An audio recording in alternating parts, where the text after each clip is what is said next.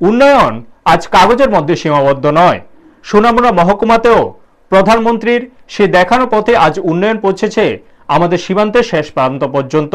সোনামুড়া মহকুমা ভিত্তিক প্রজাতন্ত্র দিবস উদযাপন অনুষ্ঠান মঞ্চে উদ্বোধকের ভাষণে কথাগুলি বলেন রাজ্যের উচ্চশিক্ষা, পঞ্চায়েত এবং সাধারণ প্রশাসন দপ্তরের মন্ত্রী কিশোর বর্মন। দেশ ও রাজ্যের অন্যান্য স্থানের পাশাপাশি সোনামুড়া মহকুমাতে যথাযোগ্য মর্যাদায় পালিত হয় ৭৭তম প্রজাতন্ত্র দিবস। এদিন সোনামুড়া স্পোর্টিং অ্যাসোসিয়েশন মাঠে আয়োজিত মহকুমা ভিত্তিক প্রজাতন্ত্র দিবস উদযাপন অনুষ্ঠানের প্যারেডে ৬টি প্ল্যাটুন অংশ নেয়। জাতীয় পতাকা উত্তোলন করে হোট খোলা গাড়িতে প্যারেড প্রদর্শন এবং অভিবাদন গ্রহণ করেন মন্ত্রী কিশোর বর্মন। এরপরে নিজের বক্তব্যে সোনামুড়া উন্নয়নের প্রতিটি বিষয় তুলে ধরেন মন্ত্রী।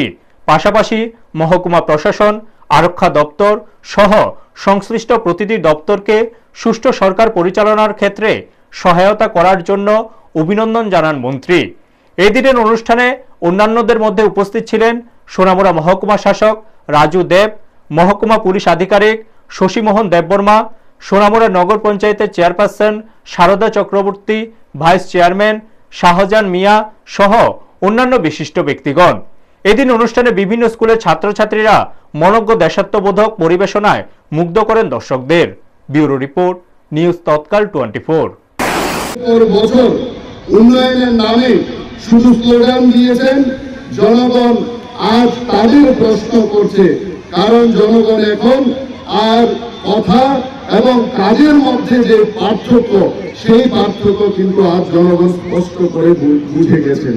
সুতরাং আজ এই মহান দিনে আমি গভীর শ্রদ্ধার সাথে আমি স্মরণ করছি আমাদের স্বাধীনতা সংগ্রামের শহীদদের, সংবিধান প্রণেতা ডক্টর বি.আর. আম্বেদকর সহ আমাদের ভারতবর্ষের সকল মহামানবকে।